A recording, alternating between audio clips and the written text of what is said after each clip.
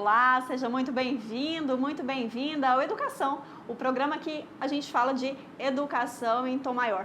Mas antes de começar, eu gostaria de fazer minha autodescrição. Meu nome é Laila Mello, eu sou uma mulher cisgênero, branca, de cabelos escuros, curtos e lisos ao longo do ombro. E hoje eu estou vestindo uma calça azul e uma blusa clara, quase branca. Mas antes de tudo, vamos também falar sobre o tema deste programa. Vamos ver qual que é a pergunta dessa semana? O que é educação básica brasileira? E, antes de tudo, vamos conceituar o que nós aqui no Educação entendemos como educação básica. E por isso a gente vai recorrer à nossa legislação, que é a Lei número 9.394, a Lei de Diretrizes e Bases da Educação Brasileira, que é a LDB. Vamos acompanhar aqui na tela. A educação básica, ela compreende a educação infantil, o ensino fundamental e o ensino médio e tem por finalidade desenvolver o educando, assegurar-lhe a formação indispensável para o exercício da cidadania e fornecer-lhe meios para progredir no trabalho e em estudos posteriores, contribuindo para a redução das desigualdades. Nós também aqui separamos no Educação uma cartela para a gente acompanhar o que nós entendemos sobre as etapas da educação básica. Então, a gente pode entender como educação básica a educação infantil, o ensino fundamental e o ensino médio. Além disso, vamos entender também que essa educação ela é dividida em modalidades. Vamos acompanhar quais são as modalidades. A educação indígena, a educação especial, a educação no campo, a educação escolar quilombola, a educação de jovens e adultos, o EJA, que é o EJA, né? E a educação profissional. Comigo hoje no programa, nós vamos falar com o professor Glauco Gonçalves, ele é coordenador do programa de pós-graduação em ensino da educação básica da Universidade Federal de Goiás. Bem-vindo, professor, um prazer recebê-lo aqui. Prazer estar contigo aqui hoje, Laila. Professor, antes de tudo, vamos fazer a autodescrição, professor? Sim. Bom, eu sou um homem cis, de aproximadamente 1,80 m. Meu cabelo é um castanho escuro, um tanto grande, já sem corte, pelo excesso de trabalho. Também estou com uma barba já que você pode considerar grande. Visto uma camisa branca. Sou um homem branco, não sei se eu tinha dito. Estou vestindo uma camisa marronzinho clara, uma meia laranja e um tênis azul. Ótimo, professor, obrigada. A gente sempre pensa em inclusão nesse programa, né? Importantíssimo. E aí, antes da gente começar o nosso tema, professor, nós fomos às ruas conferir o que a população entende sobre qualidade e educação básica. Vamos acompanhar?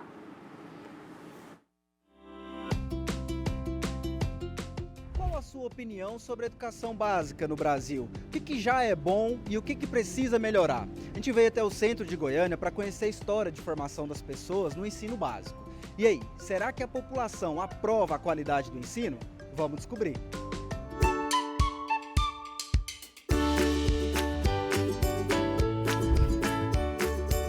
Era zoeira, todo mundo brincava, todo mundo sacaneava, todo mundo tinha apelido. Era mais divertido, hoje tá chato. Qual que é, a escola pública ou privada? Pública. E a qualidade do ensino, a estrutura da escola? Muito melhor do que é hoje, é só medir. Eu tenho mais conhecimento, mesmo não indo para a escola, conhecimento básico, do que muitos que estão estudando na atualidade. Estudei no Tocantins e foi uma escola era muito melhor do que as escolas de hoje em dia.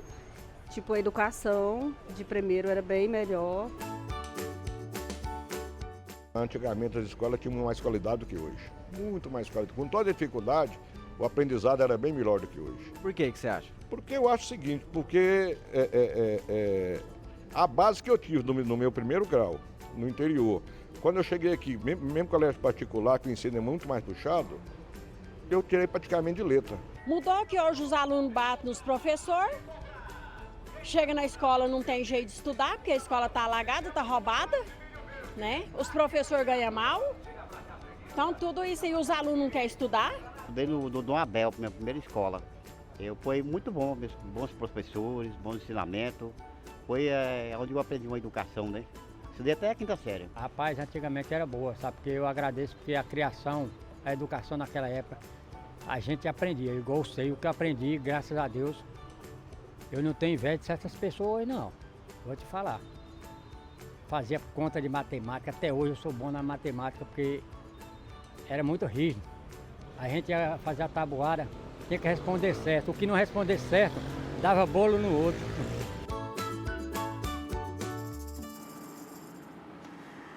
Pois é, e a gente foi às ruas e compreender o que a população acha, né, professor da educação básica. E aí, professor, o que nós podemos pensar da educação básica brasileira? Bom, primeiro a gente olha esses vídeos, acho que tem um consenso, né? Esse consenso, em termos científicos, ele precisa ser conversado. Antes era melhor, a educação básica brasileira antes era melhor e hoje ela é muito ruim. A grama do vizinho sempre é mais verde? Eu acho que sim, Laila, mas eu acho que assim, para pensar rapidamente, de maneira simples, um caso aí, um senhor fala, eu estudei até a 5ª série. Então, primeiro, até 2 décadas atrás, o acesso ao ensino médio, as pessoas terminarem todos os níveis de educação básica era algo muito distante. Ainda é.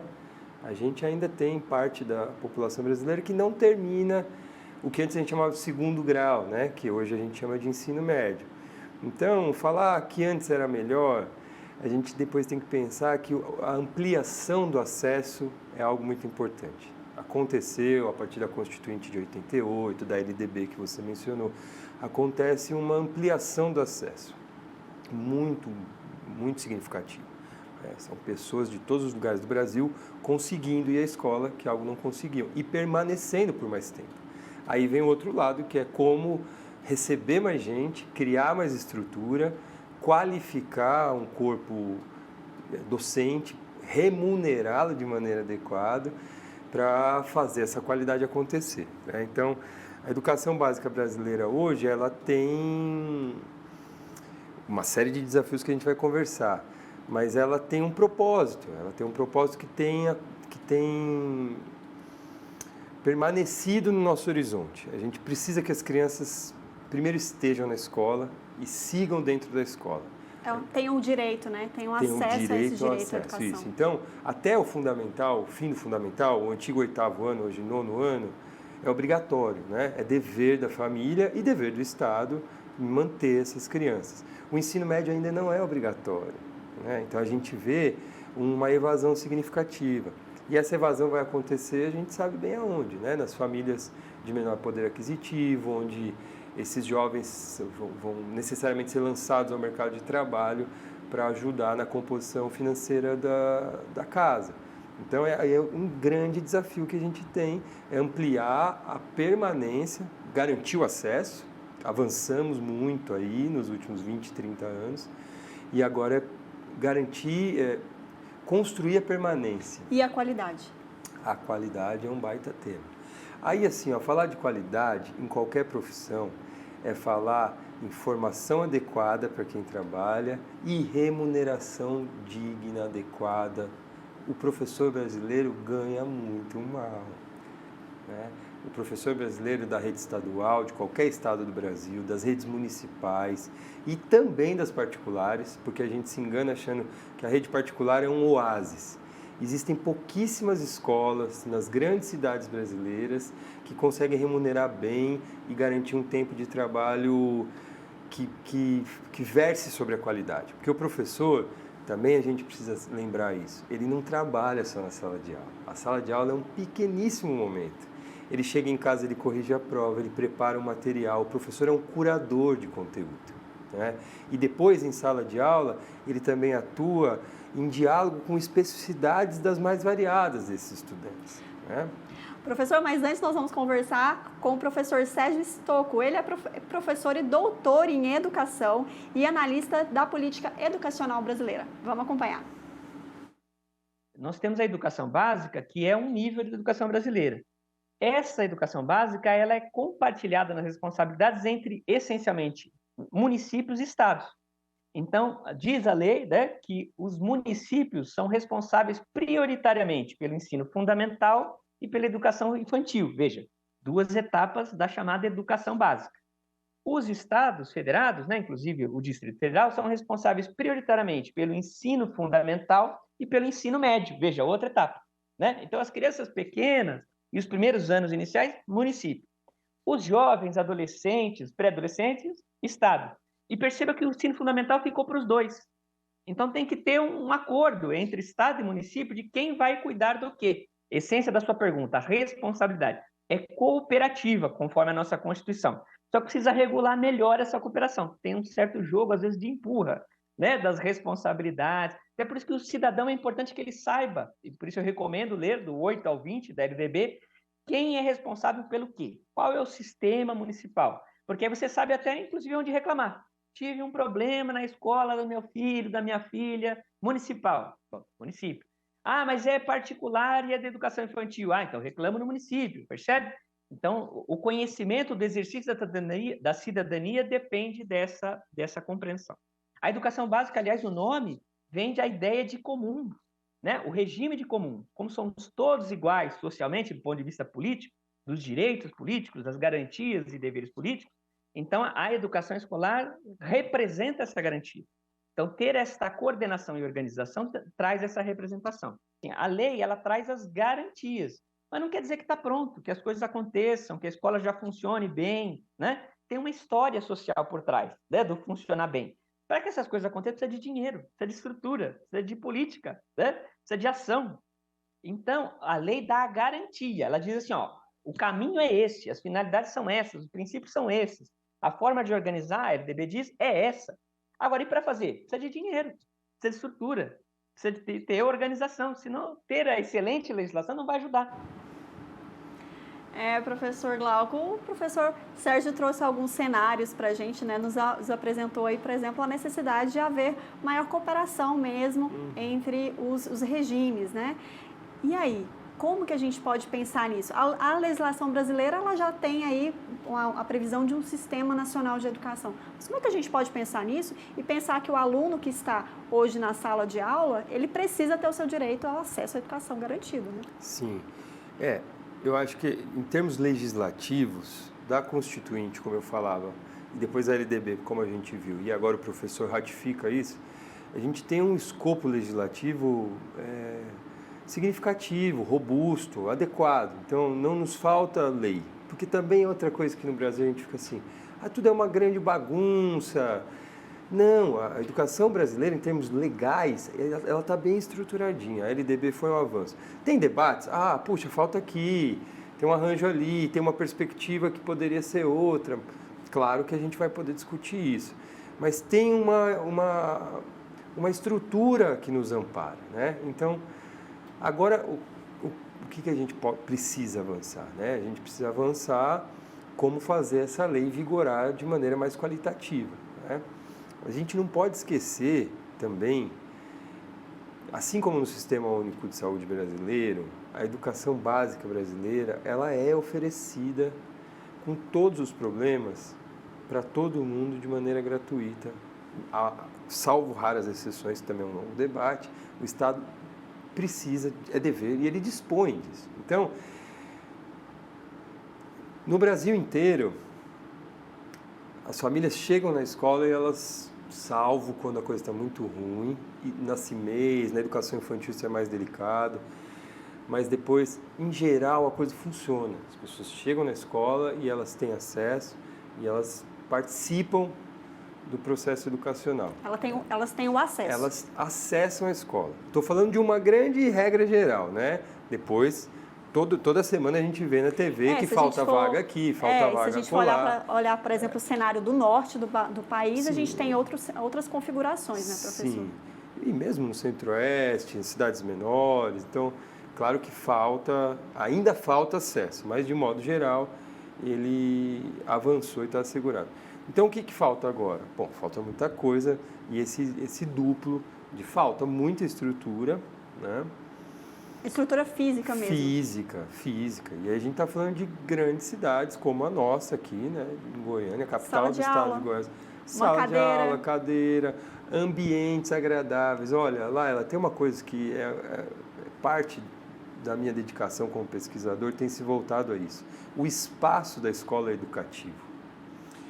se você tem um pátio agradável, porque a escola é um lugar onde as crianças ficam em segurança. A gente desconsidera isso. Manter crianças na escola significa que elas não vão ser atropeladas, elas não vão ser agredidas, elas vão comer, ainda que podia ser muito melhor essa comida, e aí a gente fala de recurso, fala de distribuição. Mas quando uma criança está na escola, ela está resguardada de uma série de perigos, ou por questões familiares, de complexidade, né, variada, ou por ser desassistida socialmente. Então, uma criança na escola, ela tem a integridade física dela garantida. E aí ela convive. Então, se o espaço da escola é agradável, se tem lugar para sentar na sala, se a sala é agradável, se no pátio ela consegue ficar bem, se tem uma quadra poliesportiva para ela jogar, a gente está falando de um processo formativo do sujeito, de pessoas, cidadãs, que vão conviver. Essa parte da formação da gente é fundamental. Sabe por quê? Quem nos ouve, nos vê, vai lembrar e vai concordar comigo na hora. Todo mundo lembra da escola. Todo mundo lembra com carinho da escola. De onde vem esse carinho? Dos amigos, do convívio, da brincadeira, do afeto por professores ou professores, do pátio, do jogar, do brincar. É todo um cenário que acompanha isso, né, uma ambiência que a gente passa um tempão da nossa vida ali. Então, essa parte da escola é muito importante a gente pensar. Mas vamos continuar esse assunto no próximo bloco, professor? Claro. É um papo muito legal, mas fica aí, fica ligado que no próximo bloco a gente vai falar sobre o cenário da educação brasileira, como a gente está falando nesse agora, tá? Fique ligado.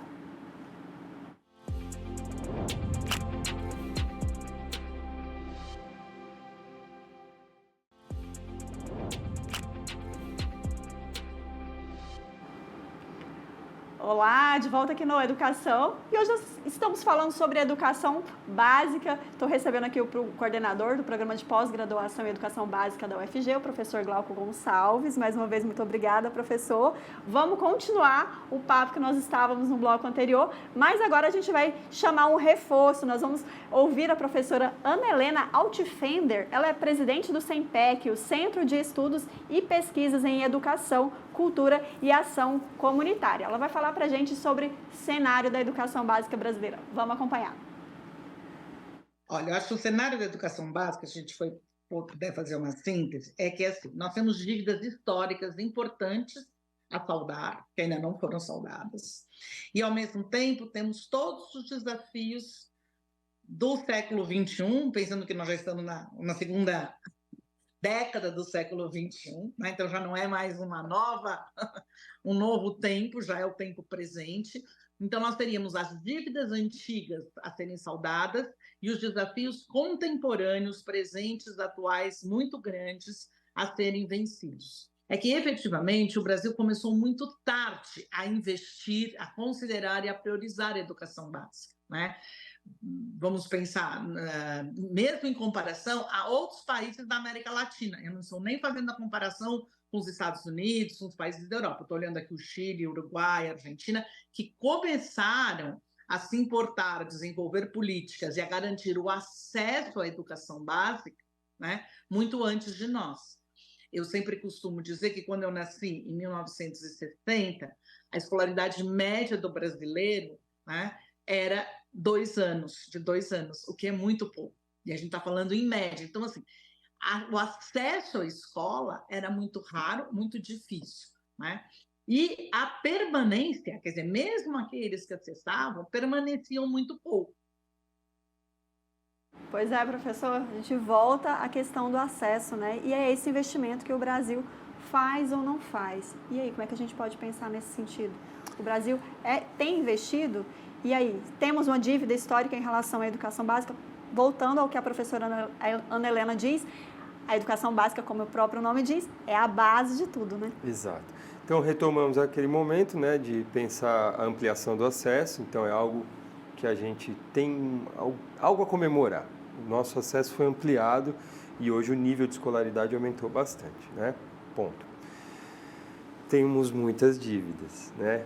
Aí, Laila, acho que a gente tem que pensar assim, ó, não tem um país desses que a gente chama de desenvolvido, das grandes economias do mundo, que não fez um plano robusto, um planejamento de médio e longo prazo sustentado pela educação.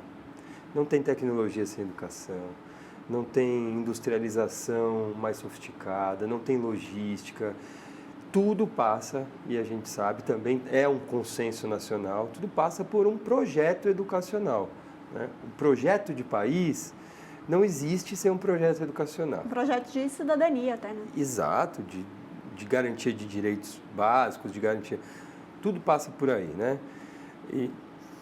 Então a gente fala assim, o Brasil investe quanto, né? Então aí a gente compara com os países que alcançaram níveis de desenvolvimento maiores. Esses países, eles investem 10, 12, 15.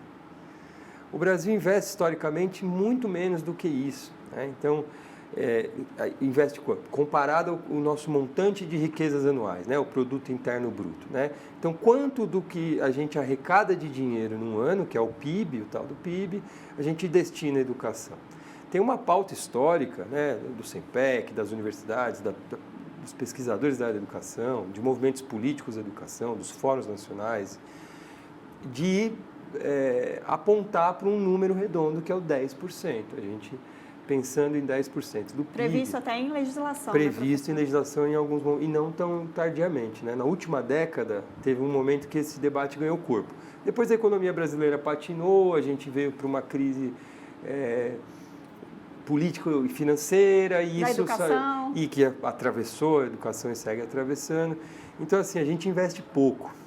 Com esse pouco, a gente até que consegue muito. E aí também tem algo para a gente pensar que, assim, a gente tem o Fundeb, que é o Fundo Nacional, né? É da onde o governo federal, que é essa primeira estrutura, ramifica esse dinheiro. Mas os estados, eles também têm um dever constitucional de aporte financeiro. Então, quando a gente fala 10% do recurso primeiro, que é o do governo federal, do estado brasileiro, depois a gente vai chegar nessa ramificação. Os estados também precisam dar o aporte. E aí a gente vem falando sobre regime de colaboração, como a gente estava falando sobre no bloco passado, que é a atribuição de cada ente federado ali nessa situação da educação. Exato.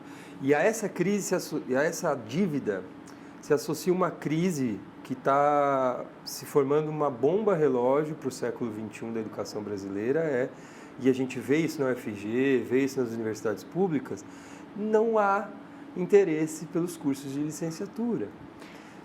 E esse é um baita tema, porque assim, só haverá uma educação de qualidade quando tiverem profissionais com planos de carreira bem estruturados. As pessoas querem ser médicas porque medicina é legal, as pessoas estão deixando de ser professoras, não é porque ser professor não é legal, é porque a remuneração é profundamente precária. Professora, uns episódios atrás da educação, a gente falou sobre justamente essa relação dos professores, essa possibilidade de um apagão, né, principalmente da educação básica, né, dos profissionais da educação básica. E trouxemos aí esse cenário que é preocupante, sim, né? A gente tem que pensar que não existe educação básica sem um profissional ali, né? E dessa importância de pensar em remuneração. Mas eu vou trazer uma fala aqui, vamos escutar, que o professor Nilson José Machado, ele vai falar sobre investimento. Ele é professor da Faculdade de Educação da USP, ele coordenou o grupo de estudos de educação básica da política brasileira, e ele tem um ponto aí em relação a essa questão da remuneração do professor. Vamos acompanhar? Em primeiríssimo lugar, eu acho que era necessário a gente assinalar que o problema da educação brasileira, que existe um problema sério de qualidade, mas o problema de modo algum começa por aí, é um problema de dinheiro. Não é esse o problema, não é? Você falou da dotação que é da Constituição, né? 18% da União, 25% dos estados e dos municípios, né? E você sabe que ainda tem mais dinheiro indexado, como o Fundeb, não é? Que sustenta a própria existência de centenas de municípios que sem o Fundeb afundariam. Então, eu acho que o nosso problema educacional, ele não começa por aí, dizendo que falta dinheiro. Do jeito que está, quando você põe o dinheiro e o ralo leva, vai pelo ralo, porque as atividades não são fecundas, não são bem articuladas, né? Não, não dá. Então, é como a formação do professor. A formação do professor tem que começar pela carreira do professor, não é? Pela condição de trabalho do professor. Mantida essa péssima condição de trabalho que a gente tem em alguns estados, quanto mais dinheiro põe, mais o professor vai fazer outra coisa. Ele faz um curso e vai dar aula no ensino superior, na melhor das hipóteses, né? E a gente quer professor trabalhando na escola básica. E aí, professor Glauco? Ratifica esse ponto, assim, que sem ele não haverá avanço. Em qualquer campo de atuação, a gente precisa de valorização. Então, se pensar um plano de carreira docente atraente, a gente vai conseguir olhar para um horizonte mais interessante no futuro. É o contrário do que está acontecendo no Brasil como um todo, né? Por mais que o plano de carreira das universidades brasileiras também tenha defasagens, também passe por crises nas últimas décadas, você vê uma diferença gritante quando você compara o que as universidades brasileiras, as 63 federais, mais as estaduais de vários estados, como o nosso também tem. Mais os institutos federais, mais, né? Os IFs, que são campos maravilhosos. Olha quanta coisa é produzida. Falta estrutura? Falta verba para pesquisa? Falta. Poderia ser um pouco melhor? Poderia. Mas uma carreira de docente organizada mantém esses pesquisadores, esses trabalhadores trabalhando a longo prazo, produzindo conhecimento, atuando como docentes. Então, o que você vê hoje é evasão. Você vê hoje professores da rede pública adoecidos. As carreiras que mais adoecem são professores e policiais, né? Não é à toa. São dois campos de linha diferente. A saúde mental está muito afetada, né? Ainda mais pós-pandemia, né, professor? Sim, e aí muito trabalho, né? Um horizonte de expectativas questionáveis, né? Um adoecimento mental, físico. Então, assim, tem uma coisa que é... a escola antes... Vamos entrar também numa outra frente. Então, pensamos aqui, bom, precisa de grana, precisa de estrutura e tal, de escolas boas. E precisa de valorização social também. Precisa de valorização, precisa de uma carreira de professor, legal. E mais um ponto aí agora para a gente inserir na conversa.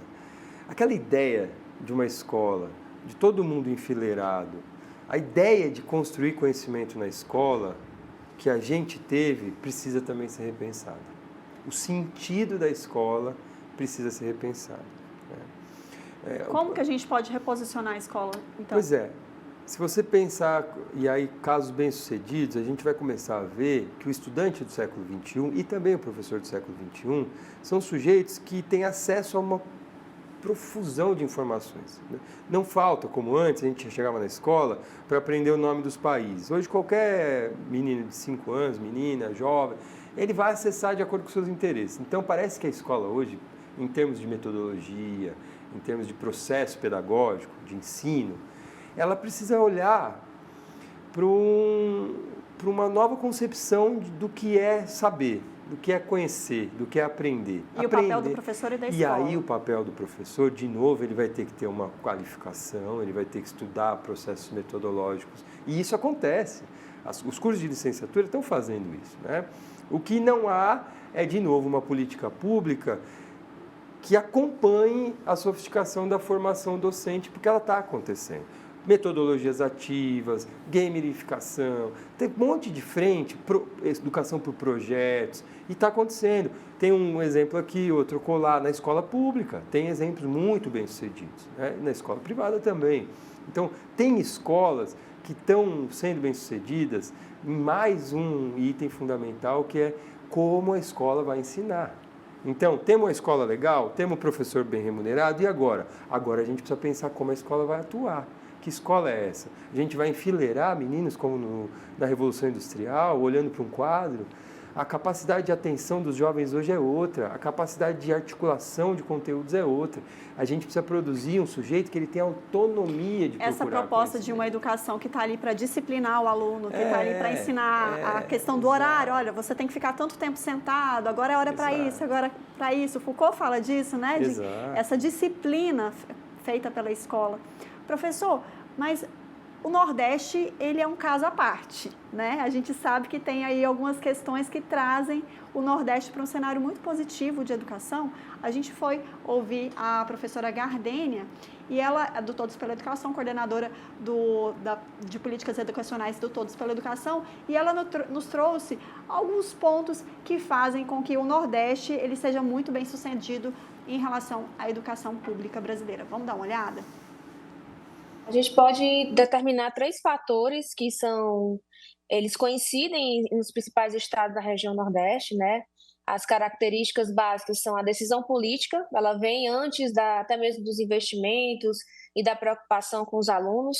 Existe um perfil de políticos naquela região que geralmente, por reconhecer que é uma região menos rica do que o restante das outras regiões do país, precisa haver uma decisão política para colocar a educação como prioridade, seja ela de forma municipal ou estadual. Esse é o primeiro ponto, é um dos principais fatores. O segundo, que é decorrente do primeiro, é o investimento em programas e projetos voltados para a aprendizagem, especificamente para estudantes e professores, então, que são o cerne, né, que estão no centro das escolas. Existe uma priorização de investimentos e projetos voltados para esses 2 públicos, para essas 2 frentes. E, por último, não menos importante, a preocupação com a trajetória desses estudantes, desde o seu acesso na educação básica, na pré-escola, até o ingresso no ensino superior, como a gente viu, os maiores percentuais de participação no Enem de 2023 foram em estados da região Nordeste, exatamente por juntar os 3 fatores e, coincidentemente, a preocupação com a trajetória desse estudante, o estudante saindo da educação básica para a superior de maneira bem melhor encaminhada, de maneira mais fortalecido e até mesmo apoiado por toda a comunidade escolar.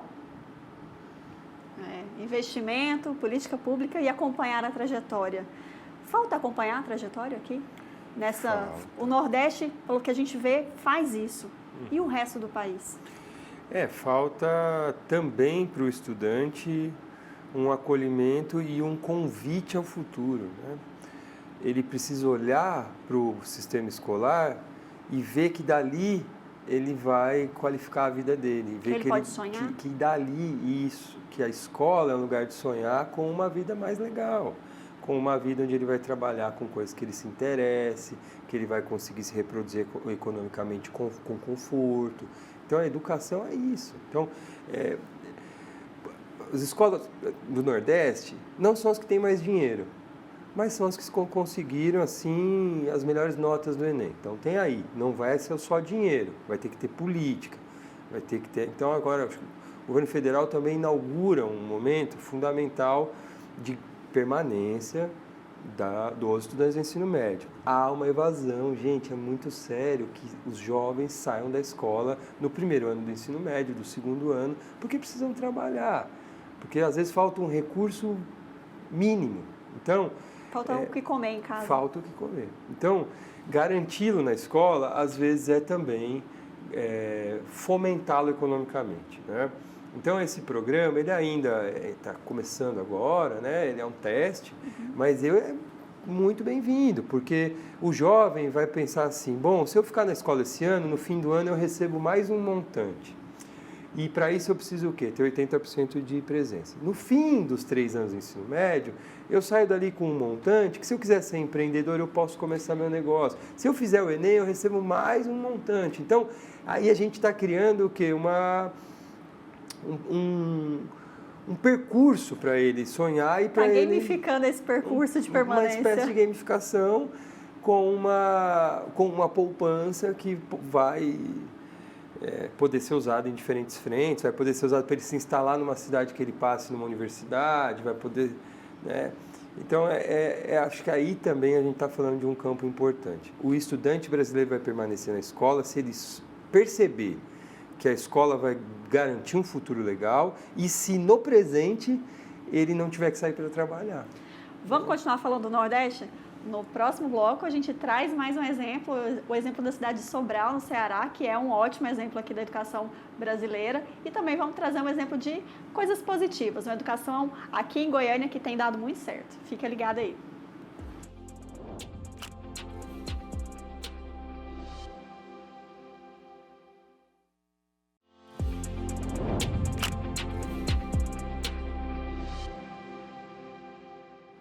Olá, de volta aqui ao Educação. E hoje nós estamos falando sobre educação básica. Eu recebo o professor Glauco Gonçalves, ele é coordenador do programa de pós-graduação em educação básica aqui da UFG. E a gente no bloco passado estávamos falando sobre a educação no Nordeste e tem um caso bem peculiar, que é o caso de Sobral, no Ceará, que tem alcançado índices muito positivos. Vamos conferir o que tem modificado isso aí, essa cidade que é um índice muito positivo, um exemplo extremamente legal mesmo. Nós vamos falar com o secretário de Educação de Sobral, o Francisco Ebert. Vamos acompanhar? O município de Sobral tem um histórico de uma reforma educacional importante que se iniciou na década de 90, mais especificamente no ano de 1997, quando se iniciou uma nova gestão pública no município, e de lá para cá uma série de medidas, decisões no campo da gestão pública, implementação de ações são desenvolvidas. E basicamente 3 pilares são importantes para esse modelo, para essa experiência que o município de Sobral tem. O primeiro é o fortalecimento da gestão escolar, compreender que o diretor, o coordenador pedagógico, o núcleo gestor, cumpre um papel muito importante de fortalecimento de ações voltadas ao desenvolvimento da aprendizagem efetiva dos estudantes. Nesse caso, esse fortalecimento da gestão escolar passa pelo fato de que, em Sobral, há quase 20 anos, não há indicação política para nomeação de cargos de diretores e coordenadores de escolas. Ela é seleção pública, com 7 etapas, prova escrita, análise de título, entrevista, curso de formação. Então, uma série de medidas, de ações nessa perspectiva. O segundo pilar é a ação de organização e qualificação do trabalho de sala de aula. Isso passa pela criação de uma política de formação continuada institucionalizada no município. Então, nós temos uma escola de formação continuada de professores, onde também há mais de 2 décadas todos os professores do município passam por essa escola de formação. É um programa permanente de qualificação, de formação. E, por último, além do fortalecimento da gestão escolar e da qualificação e da organização do trabalho do professor por meio da formação continuada, foi também criada uma política de valorização dos profissionais do magistério. Essa valorização acontece por meio de premiações, de bonificações, gratificações, uma série de incentivos, inclusive salariais, aos profissionais do magistério, a partir dos resultados do desenvolvimento cognitivo, da aprendizagem dos estudantes, que acontecem através de uma política de avaliação da aprendizagem, onde nós monitoramos periodicamente, seja de maneira quinzenal, mensal, semestral, todo o desenvolvimento cognitivo dos estudantes através de avaliações em larga escala. Pois é, esses 3 pilares fizeram com que o Sobral ficasse em primeiro lugar no IDEB desde 2021, entre os municípios com mais de 50 mil habitantes. E desde 2009 também a rede pública municipal lá de Sobral superou a meta dos anos iniciais do ensino fundamental e em 2017 ultrapassou a nota estabelecida para os anos finais, que deveriam ser alcançados em 2021. Um belo exemplo, né, professor? Belíssimo. Aí você pensa também, o primeiro pilar, né? A escola é um ecossistema. Se a direção, a coordenação pedagógica, ela é bem qualificada e tem autonomia, né? Olha o sistema de seleção desses profissionais. Não é eu sou seu amigo, não é vai servir aqui, não é um vínculo político, não é né? um arranjo político de bairro, seja lá qual for, né? São profissionais qualificados que são submetidos a uma série de avaliações e aí depois vão ter uma autonomia de ação, porque cada escola é um mundo. E aí, uma escola que tem uma nutricionista, como é o caso e aí da escola de aplicação da UFG, cheia de problemas de recurso faltando, de tudo, falta muita coisa, mas tem um departamento de psicologia disponível para os estudantes e para as famílias. Você tem uma nutricionista atuando. Então, quanto mais esse ecossistema escolar, para usar uma expressão, uma pequena analogia, ele tiver diversificado, né? Ele tiver uma frente de psicologia, uma frente de atuação aqui, um departamento de educação física e esses profissionais qualificados, seguindo se qualificando e bem remunerados, a gente fechou a conta. Então, aqui em Goiás, em todos os lugares, a gente tem esses exemplos. E a gente pode olhar melhor para o que está funcionando, seja em Sobral, seja na escola de aplicação, seja nos IFs, seja em um exemplo municipal em São Paulo, específico, que tem lá uma escola, o Amorim Lima, que virou uma referência nacional para uma série de experimentações educacionais que lograram êxito. Então aqui a gente tem, a escola de aplicação da UFG, ela não tem seleção, ninguém faz prova, é sorteio, a gente não consegue acolher todo mundo. Então, é democrático. Você sorteia 700 pessoas, são 700 pessoas que estão lá dentro daquela escola, estudando gratuitamente, aí elas chegam lá, elas comem com alguma dignidade, elas têm acompanhamento psicológico, elas têm aula de francês, espanhol e inglês. Saem trilingües de uma escola pública em Goiânia. Aí elas fazem monografias, elas aprendem a fazer pesquisa na educação básica. Todo ano, todos os estudantes da educação básica saem de lá com TCCs, com monografias. Esse sujeito entra na universidade, ele não evade tão fácil. Ele sabe escrever um artigo acadêmico, ele sabe participar de um evento científico, porque ao longo da educação básica ele esteve vinculado à produção de ciência. Ele já está sendo preparado para isso. Ele produz conhecimento. É um estudante que produz conhecimento, que não é uma fábrica, não é um receptáculo de... deixa eu guardar todas as fórmulas de física, nós não vamos conseguir. Deixa eu aprender todos os... Não. Deixa eu elaborar aqui algo, deixa eu apresentar um trabalho sobre bullying nas redes sociais. Então, a gente tem estudantes produzindo conhecimento, né? Indo para eventos científicos, indo às vezes para fora do país, tendo seus trabalhos selecionados fora do país. Então, há muitos exemplos na educação pública brasileira, em vários lugares e também aqui em Goiás, que estão funcionando. Então, nós vamos acompanhar mais um exemplo que deu certo. É o Educação que Dá Certo de hoje.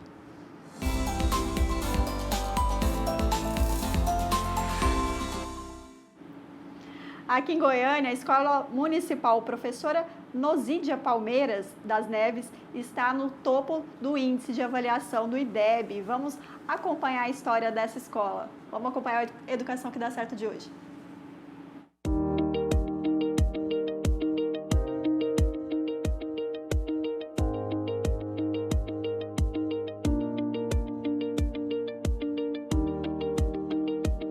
A Escola Municipal Professora Maria Nosídia Palmeiras das Neves tirou 7,4 no último IDEB e nós estamos em primeiro lugar em Goiânia.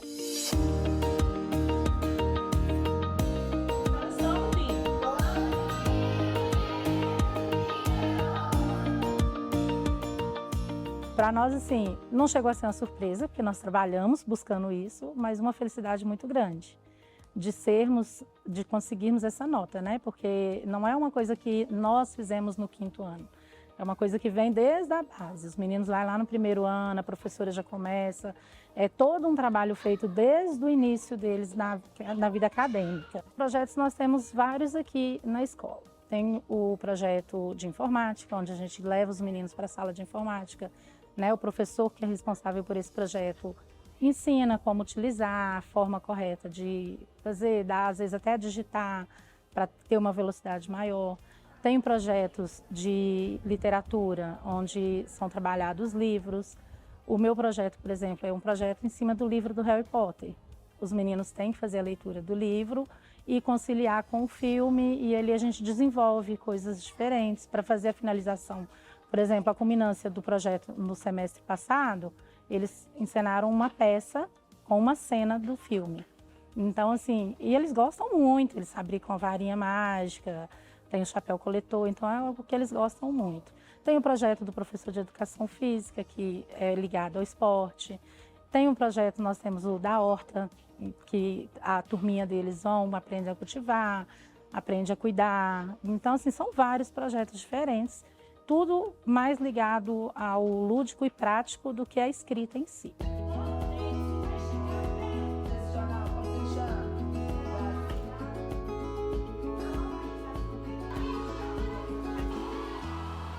Nós buscamos sempre o trabalho em conjunto, escola e família, porque um sozinho fica mais difícil.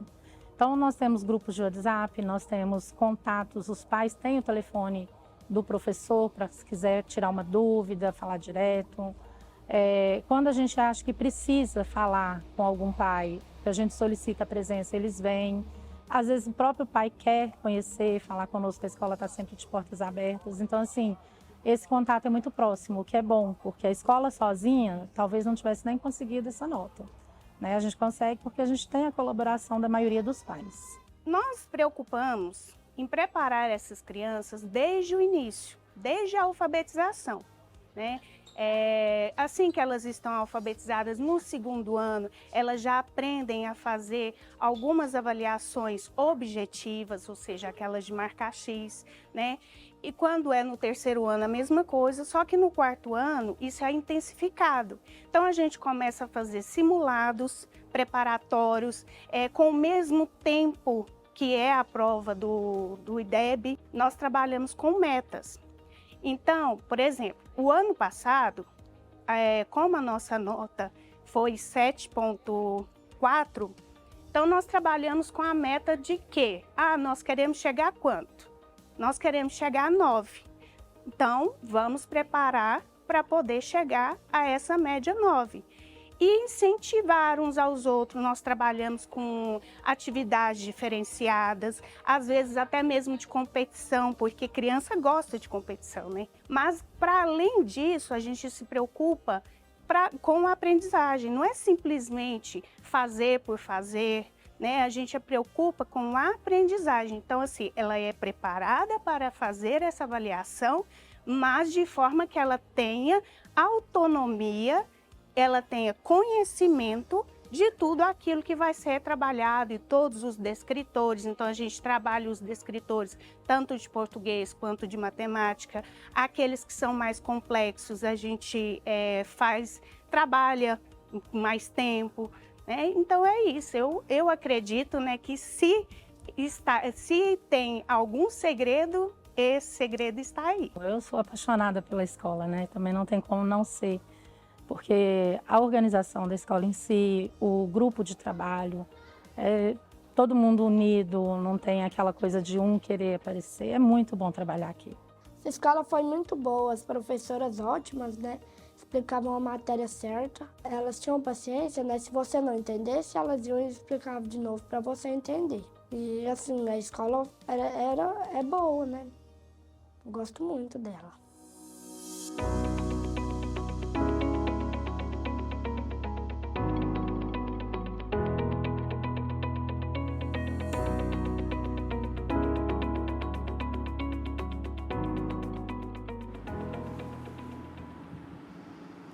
Nosso momento, o coração quentinho aqui na educação, né, professor Glauco? A gente trouxe aí exemplos positivos de educação que de fato dá certo, né?